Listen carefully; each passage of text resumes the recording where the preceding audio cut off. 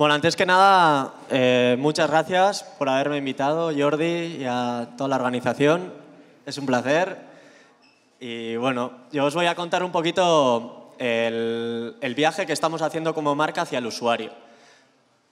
Todo esto que suena tan abierto, bueno, pues es un viaje que venimos haciendo, como voy a tratar de explicar, desde hace más de 175 años. No sé si todos vosotros sabéis que Orbea se inició en 1840, que el año que viene se cumplen 175 años de este viaje y que, bueno, cuando empezamos el viaje, que no nos dedicábamos a hacer bicicletas.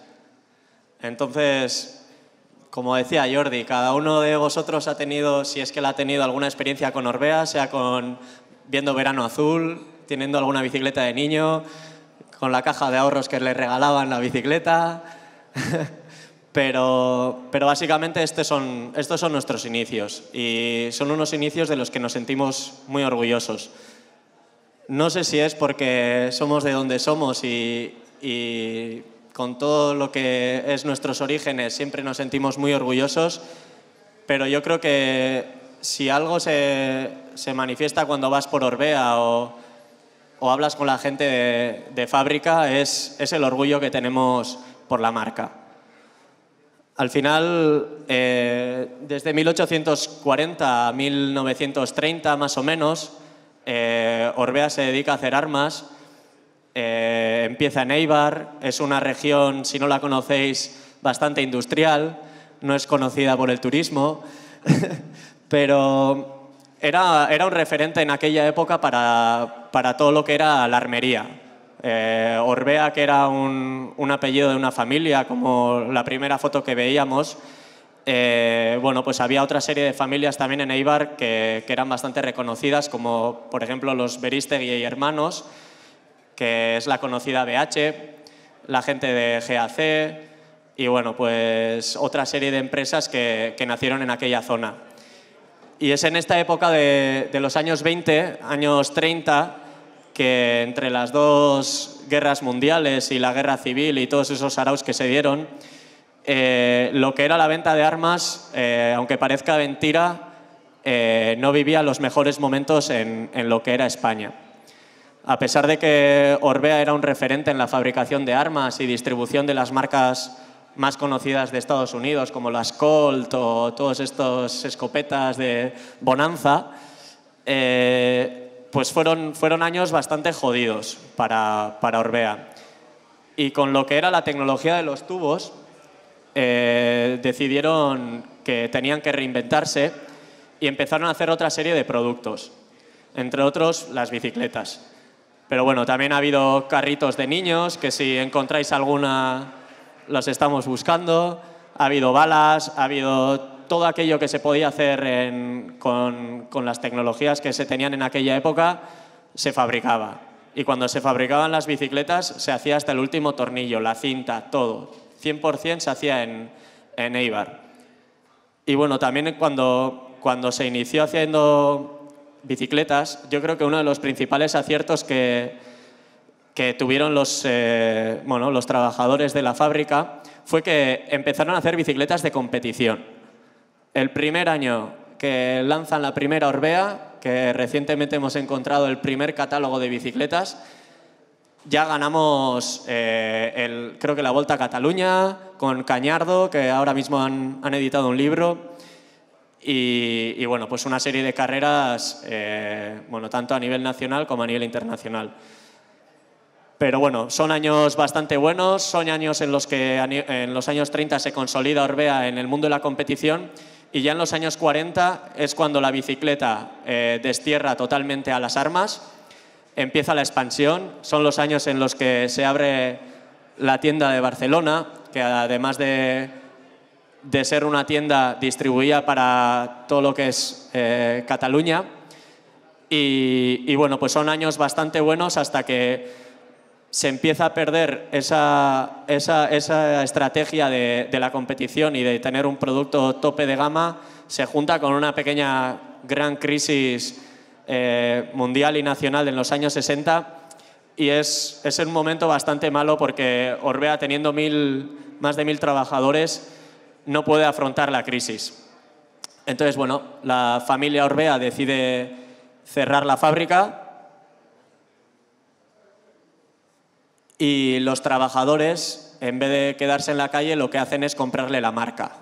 Entonces, Orbea pasa a ser una cooperativa y, bueno, lo que decimos siempre, somos dueños de nuestro destino. Aquí es donde empieza la historia real de Orbea desde nosotros mismos, desde lo que nos gusta hacer y cómo nos gusta hacerlo.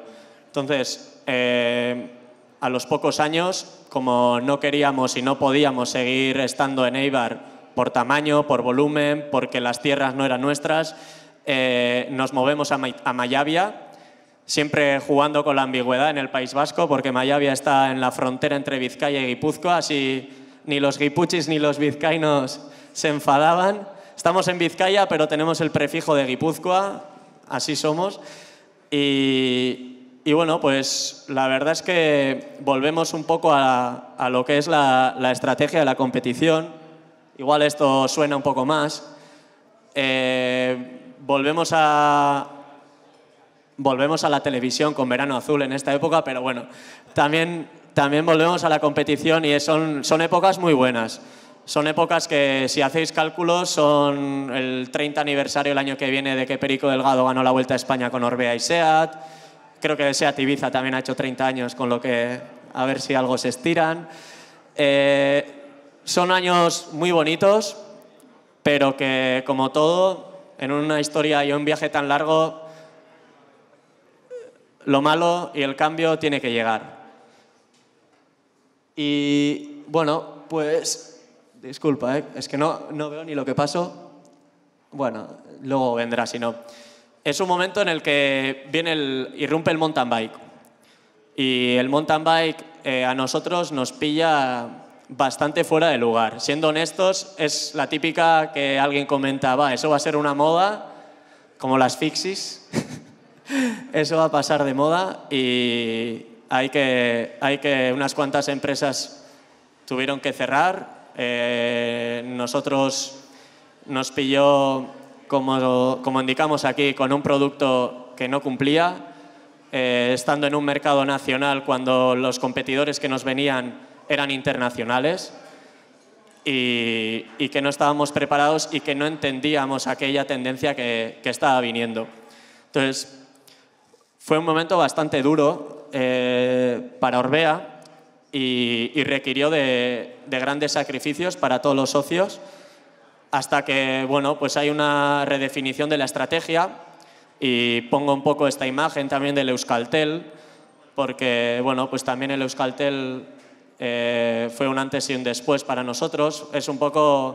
Era una bandera de este cambio de tendencia, de esta estrategia, y queríamos volver un poco a los orígenes. Queríamos volver a tener un producto de calidad, queríamos asegurar nuestra presencia en los mercados más potentes y creíamos que había que empezar a trabajar lo que era la marca, sin tener mucha idea, como iremos viendo. Tampoco creo que ahora tengamos mucha, pero a nivel internacional fue una estrategia clara de internacionalización.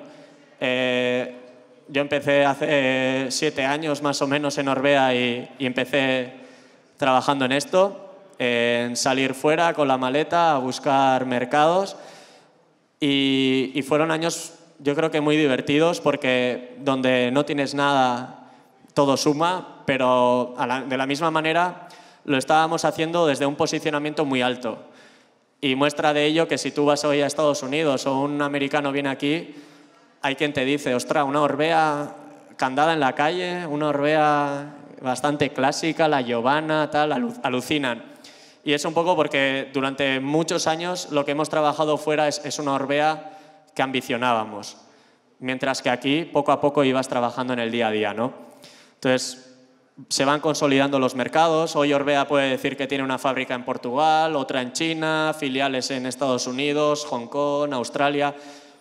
Estamos en el mundo, pero no somos las bestias y los monstruos que hay por ahí, ¿eh? Seguimos siendo los 200 cooperativistas que hay en Mallabia y ahí nos peleamos con el que venga. A nivel de producto, nos centramos de nuevo mucho en aquellos productos que aportaban más valor. Lamentablemente tuvimos que decir que no a ciertos productos que, por sus particularidades de cada mercado, no nos permitían salir fuera. Al final, una bicicleta de competición, casi que la competición es mucho más internacional. Una bicicleta de triatlón te sirve aquí, en Alemania o en China. Entonces, esforzándonos ahí y trabajando bien los mercados, conseguíamos ese éxito de estar a nivel internacional. Y a nivel de marca, bueno, pues como os decía, tampoco lo teníamos muy claro. Éramos dueños de Zeus, que recientemente habíamos comprado. Habíamos comprado Benotto para distribuir en Francia. Y bueno, pues seguíamos haciendo este tipo de cosas, que es un caso real, que bueno, pues Orbea en sus bicicletas combinaba las tres marcas. Es como si el grupo Volkswagen tuviera un SEAT Volkswagen Skoda. Pues en nuestro caso esto es verídico. Entonces, bueno, pues empezamos a cuidar estas cosas y a centrarnos un poquito más en lo que era Orbea. Y es en estas en las que, bueno, no por casualidad, pero sí por situaciones del mercado, irrumpe con mayor fuerza que nunca el carbono, por razones que podéis preguntar perfectamente a Miriam después, pero nosotros estábamos ahí, con esa estrategia de producto estábamos bastante cerca y bueno, pues no es que fuéramos los que abanderaron el movimiento, pero sí que estábamos ahí y nos supimos mover rápidamente y es así que, bueno, pues hicimos nuestro estandarte, que es el Orca, el primer Orca. Esto se puede decir que cambió Orbea para siempre. Orbea se consolidó como una marca referente a nivel mundial. Esto nos permitió crecer un montón en países como Estados Unidos, Japón, bueno, a nivel mundial, ¿no? Y bueno, también pues fueron años en los que además muchos éxitos deportivos acompañaron a esta bicicleta, como era pues la Isecas y demás.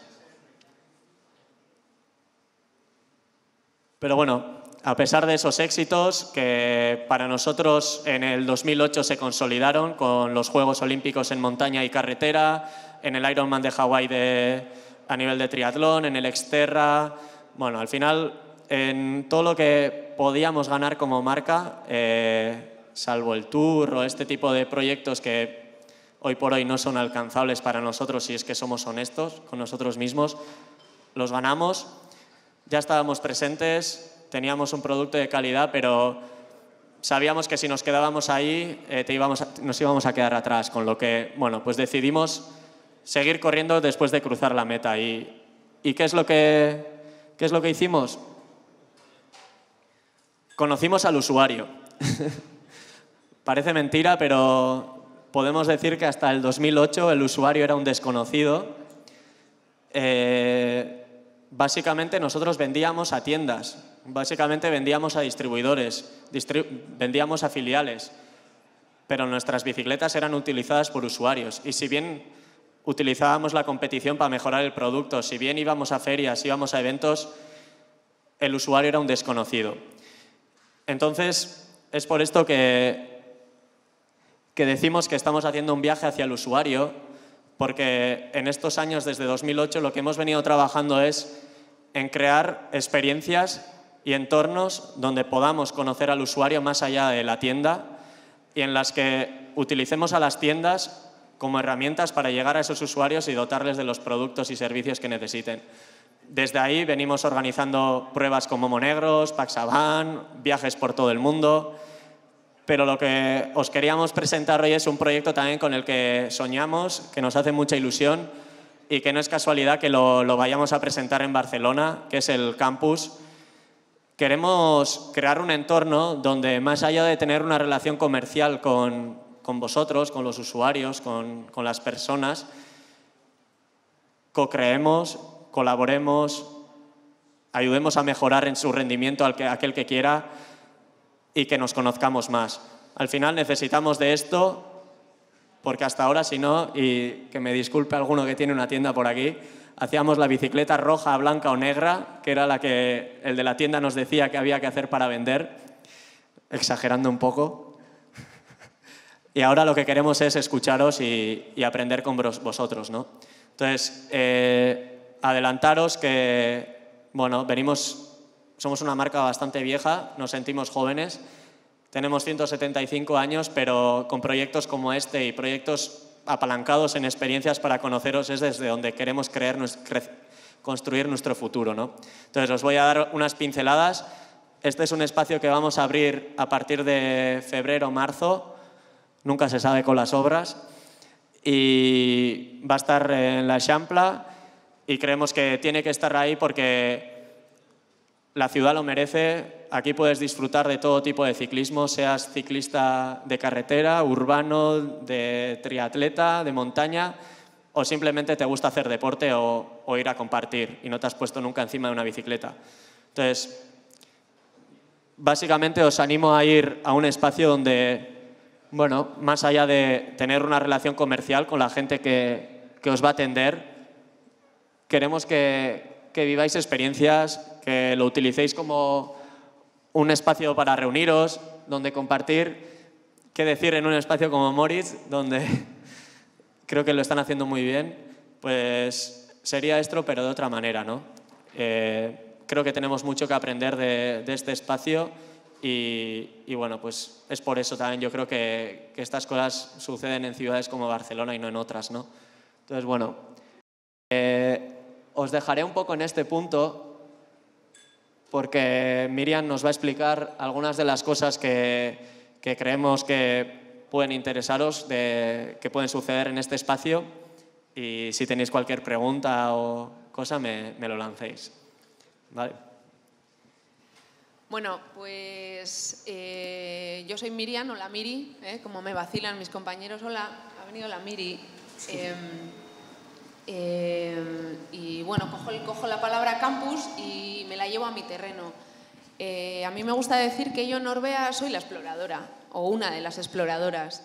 Tengo la suerte de explorar, de investigar, de cuidar, de hacer las cosas mal y casi que no pasa nada, ¿no? Entre comillas. Creo que mis compañeros, los product managers, tienen muchísima más presión de mercado que la que tengo yo, y por eso digo que soy una afortunada, porque puedo hacerlo mal con consentimiento, ¿no? Entonces, me cojo la palabra campus que decía Ander y me la llevo al término más literal de la palabra, ¿no? Porque entiendo el campus como un lugar donde generar conocimiento y donde también compartirlo, ¿vale? Porque para mí la clave de todo esto es el conocimiento. Claro que nosotros facturamos por bicicleta vendida, pero yo no solo quiero que compréis una bici, yo quiero que disfrutéis de la bici. Y eso sí, solo sí, lo podemos hacer desde el conocimiento de muchas áreas temáticas. Algunas son como muy tecnológicas, pero otras son más de tipo social, de procesos de trabajo. Y insisto, la palabra clave es conocimiento. Cuando ese conocimiento somos capaces de convertirlo en una expresión de valor, a veces una bicicleta o a veces un servicio o a veces un entorno campus, entonces estamos innovando, entonces sí, ¿no? Entonces, no quiero enfangarme en explicaciones demasiado largas y sí quiero coger dos ejemplos bastante actuales de esta gestión del conocimiento dentro de Orbea. Uno muy pegado al ámbito de las dobles suspensiones. Dentro de Orbea tenemos identificadas áreas temáticas clave donde sí o sí tenemos que adquirir conocimiento, porque desde la humildad, reconocemos que no sabemos y que hay que seguir aprendiendo, ¿no? Estamos hablando de materiales, de procesos de fabricación avanzados, de aerodinámica, de almacenamiento de energía, del Internet de las cosas, ¿no? Áreas temáticas que van cambiando además y donde estamos obligados a mantener una línea de trabajo permanente para seguir aprendiendo. Entonces, ahí tenemos dos ejemplos. Vamos a empezar por el de montañas y mi compañero Óscar nos trae la bici. Hace ya unos años, cuando empezamos a tomarnos en serio esto de la mountain bike, ¿no? Y aparecían categorías nuevas de uso como las dobles suspensiones, no llegábamos los primeros ni mucho menos, pero queríamos hacerlo como los mejores. Enseguida vimos que las herramientas de las que disponía el sector para diseñar una bici de doble suspensión, pues vimos que tenían límites, ¿no? Que nuestro equipo de ingenieros quería hacer las cosas mejor, pero la herramienta con la que tradicionalmente un ingeniero diseña una bici de doble suspensión, que es el Simulink, es una herramienta para simular cómo se va a comportar la bici, pues se nos quedaba nos dejaba con hambre, vaya. El proceso de trabajo para diseñar ya no una bici de doble suspensión, una bici en general, partimos de un cuaderno de carga después de analizar el estado del arte, la competencia, las especificaciones, los precios, todo eso dibuja la hoja de ruta del proyecto, ¿no? Entonces nuestro equipo de desarrollo y de ingeniería plantea unos cuantos prototipos, básicamente, prototipos que luego hay que testar y validar y te sirven para tomar decisiones, porque bueno, no lo tienes claro desde el minuto 1, tienes varias opciones y con cuál te quedas, ¿no? Para eso están los ensayos mecánicos de fatiga y ensayos con usuarios finales, ¿vale? Con riders expertos que nos dan su opinión sobre el producto, con qué me quedo, con A o B, ¿no? Y este proyecto que llamamos Advanced Dynamics va un poco de eso, de cuando tenemos que calificar un prototipo y elegir con cuál nos quedamos en el proceso de desarrollo, tenemos que poner números a esas sensaciones, ¿vale? Antes hablaba Iván de esta bici flanea, o cuando un usuario me dice, jo, es que esta bici no traga o no la controlo, ¿no? El ingeniero no puede trabajar con esas variables, tenemos que traducirlas a aceleraciones en el sillín, en el manillar, deformaciones, alargamiento del amortiguador, acortamiento de, no sé, ¿vale? Hay que poner números a las sensaciones y este proyecto consiste en eso.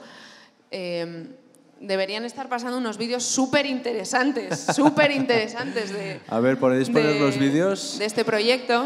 Ahí está. Igual sin sonido para que no me pisen, ¿eh? Pero...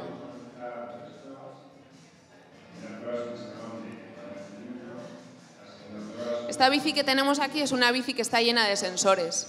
Acelerómetros, potenciómetros, galgas tensiométricas, precisamente para lo que os decía. No sé, como decías tú, no sé si es por esto de que estamos cerca de donde estamos, pero Advanced Dynamics, en definitiva, es un software muy avanzado de cálculo para diseñar bicicletas de doble suspensión, ¿vale?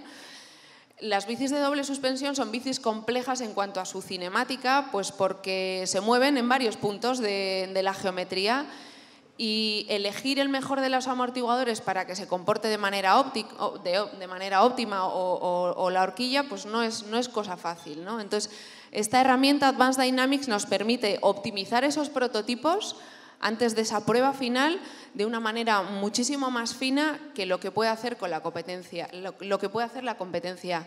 No es una bilbainada si digo que ahora mismo tenemos la herramienta de software y simulación para diseñar bicicletas de doble suspensión más avanzada del sector de la bici. Y lo digo además sin complejos, ¿eh? A lo largo de los 2 últimos años hemos estado trabajando para alimentar ese software con datos reales. Como podéis ver en los vídeos que hay por detrás, hemos sensorizado bicicletas nuestras, bicicletas de la competencia y las hemos hecho pasar por unos circuitos y unas maniobras exprofeso diseñadas para recoger datos de aceleraciones, de vibraciones, de rendimiento de la bicicleta para poder diseñar mejor mis propias bicicletas, ¿vale? Para que en mi cuaderno de cargas, cuando yo escriba esta bicicleta no quiero que flanee, se traduzca en una rigidez lateral de tantos newton partido milímetro o una eficiencia en pedaleo de tanto, ¿no? Entonces ha sido un proyecto muy bonito, muy costoso a muchos niveles de recursos, de necesidad de financiación que hemos tenido que buscar fuera, de horas de dedicación, pero de aprender un montón. Vuelvo al origen, ¿vale? Aprender, conocimiento, porque solo así yo puedo diseñar la mejor de las soluciones. Insisto, no quiero facturar por bicicleta, lo que quiero es que sigáis usando la bicicleta, ¿no? Y este es un caso práctico de una apuesta muy fuerte dentro de Orbea a muchos niveles de dedicación de recursos por estar en la vanguardia del diseño y la construcción de bicis de doble suspensión. El campus, este campus de Barcelona, pretende ser un lugar donde compartir con vosotros estas cosas. La verdad que son proyectos a veces áridos de contar y difíciles de contar y probablemente a todo el mundo no le interese el detalle del proyecto, pero a una parte de la comunidad probablemente sí.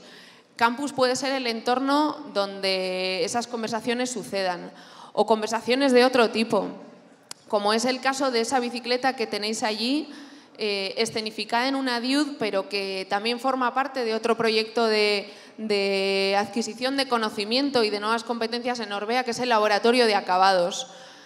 El laboratorio de acabados es una dinámica entre el equipo de diseño y la gente de pintura, de fábrica, donde cada uno aporta lo que mejor sabe hacer. Los diseñadores observan tendencias, proponen sueños y colaborando directamente con la gente de pintura y nuestros recursos de pintura intentamos generar nuevos acabados para proponéroslos a vosotros, ¿no? El campus para mí vuelve a ser un laboratorio donde presentaros esos acabados, son prototipos, pero desde donde recoger vuestro feedback, vuestra opinión, porque muchas veces nos ocurre que si solo lo valoramos en términos puramente de coste, todas esas novedades morirían y acabarían en un cajón, pero vosotros sois los únicos muchas veces que podéis justificar que ese nuevo acabado se convierta en algo industrial, industrializable y personalizable. ¿Por qué no, no? Por eso tenemos esa bici ahí llena de post-its, porque esto que está pasando hoy en mismo es un pequeño escenario del campus también y me gustaría recoger vuestra opinión sobre ese nuevo acabado que tenemos ahí. Es el antiacabado, que digo yo. Es una bici decorada pero sin decorar, porque no hemos utilizado nada de pintura y simplemente hemos querido resaltar la pureza del material, en este caso del aluminio, a través de procesos de tratamiento mecánico casi convencionales, pero llevados a otro punto, ¿no? Hemos limado soldaduras, hemos granallado, hemos pulido, hemos cepillado y ahí tenéis un resultado. Me gustaría conocer vuestra opinión y os invito a que la pongáis en forma de post-it o en una conversación con nosotros informal, me da lo mismo, pero estos son el tipo de cosas que queremos que sucedan en el campus. Prototipos, laboratorios, insisto, conocimiento. Solo desde el conocimiento podemos innovar en producto, en servicio y, en definitiva, en maneras de presentaros la mejor de las soluciones posibles. Bien, ¿os parece? Los vídeos siguen aquí dando vueltas. Aquí veis el proceso de sensorización de la bicicleta. En este proyecto trabajamos, volvemos a la bici de aquí, con 13 usuarios expertos que iban probando la bicicleta en distintas configuraciones, distintas maniobras, y al final lo que buscábamos detrás de todo esto era conseguir datos reales que volcaran el software y que lo hicieran más preciso todavía, ¿no? Insisto, tenemos una herramienta muy, muy, muy precisa para diseñar bicicletas de doble suspensión y yo creo que los que sois usuarios de dobles y los que habéis probado las Orbeas en su evolución en las dobles, sois capaces de percibir esa diferencia. Recuerdo el lema de la OIZ, no de la hora, la última, sino la penúltima. El claim era subir más rápido, bajar más seguro, ¿no? Esas eran las variables de iteración en aquel momento en el software, en el Advanced Dynamics. Subir más rápido se traducía en aceleraciones más bajas, en rigideces laterales más altas, y bajar más seguro hablaba del control y de la maniobrabilidad, ¿no? Aquellas eran las variables que iteramos con el software y era curioso como en la presentación en prensa rápidamente lo percibía, ¿no? Ostras, es que esta bici no flanea y esta bici traga muy bien, ¿no? Se trata de eso, de poner números a las sensaciones. Si os parece, bueno, muy interesante, realmente brutal, ¿no? Yo creo que es un tipo de tecnología, a mí me recuerda mucho a la automoción, ¿no? A la telemetría empleada en Fórmula 1, ¿no? Es decir, ese tipo de ingeniería aplicado a la bicicleta.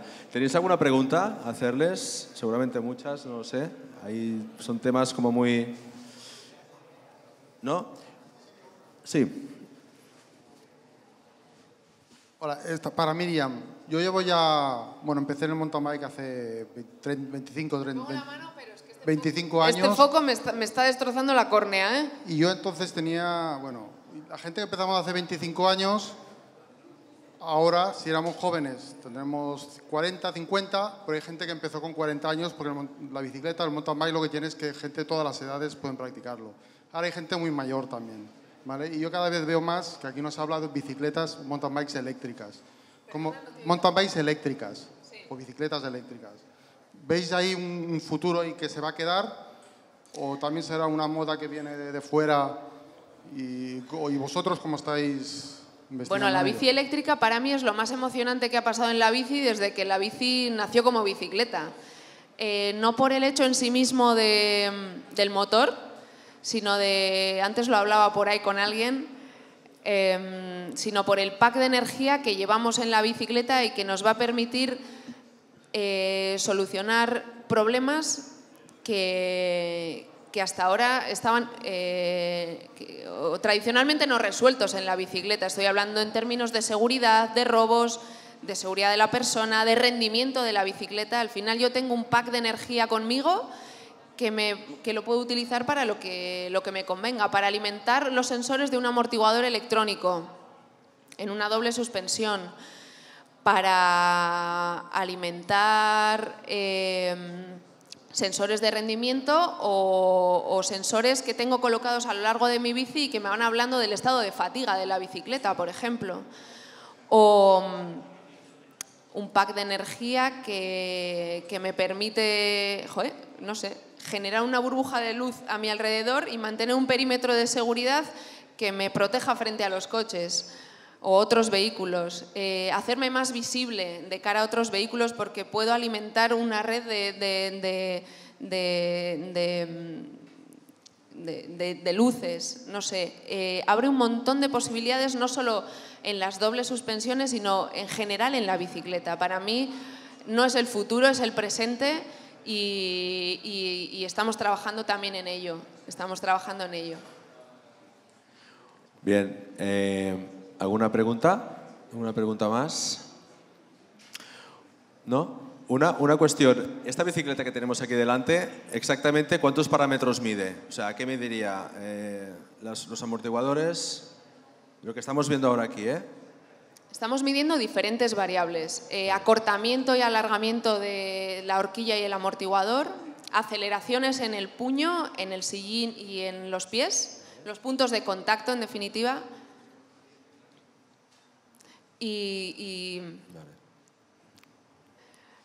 por último, deformaciones también mecánicas en zonas un poco críticas de la bici, como es la zona del manillar. Al final se trata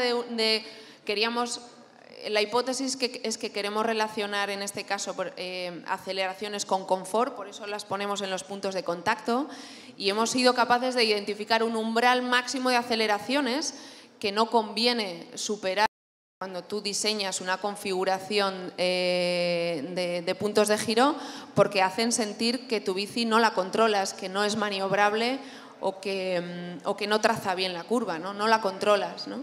Entonces hemos identificado claramente a través de todos estos ensayos con usuarios expertos a partir de dónde no es conveniente pasar, ¿no? Muy bien. Para controlar la bici. ¿Todo el desarrollo I+D lo hacéis en Orbea? ¿Subcontratáis? ¿Tenéis empresas que os ayudan? Por supuesto, aquí la clave no es hacerlo todo en primera persona, sino Claro. rodearte de expertos en cada cosa, en cada campo, en cada área temática, ¿no? Tenemos una red de partners estratégicos para desarrollos tecnológicos complejos como este. En este caso, esto ha sido un proyecto en colaboración con el CEIT, que es un centro de estudios tecnológico que pertenece a la Universidad de Navarra, de Ingeniería, y expertos en diseño y simulación mecánica, el Instituto Biomecánico de Valencia, que nos han ayudado también en todo lo que es la traducción de la parte subjetiva a la objetiva, que es muy importante. El software ahora mismo es capaz también de predecir la opinión, la futurible opinión de los usuarios de mis prototipos, ¿no? Luego siempre, a ver, las simulaciones siempre tienen que ir acompañadas de un ensayo real, ¿no? Pero un software como este te permite posicionarte en el estadio de prototipo de forma muchísimo más precisa, y al final de todo esto se trata de acortar el proceso de diseño, ¿eh? Porque no es lo mismo iterar 7 prototipos porque no sabes bien por dónde va a ir que iterar 3. Y luego, daños colaterales de un proyecto de desarrollo como este, ¿no? Pues hemos aprendido un montón de cómo funciona un amortiguador que parece una caja negra, y a base de caracterizar amortiguadores en máquina hemos aprendido mucho de cómo se comportan. Esto te permite especificar los componentes desde otro punto de partida, créeme, ¿eh? Hablar con los proveedores también con otra base, con otro conocimiento. Entonces, los daños colaterales de un proyecto de este pelo es que son muchísimos, son muchísimos. Daños entre comillas, ¿eh? Sí, ¿no? Muy bien, pues si no tenéis ninguna pregunta más, damos un fuerte aplauso a Ander y a Miriam por esta lección de ingeniería y de diseño. Muchas gracias por estar aquí. Podéis volver cuando queráis.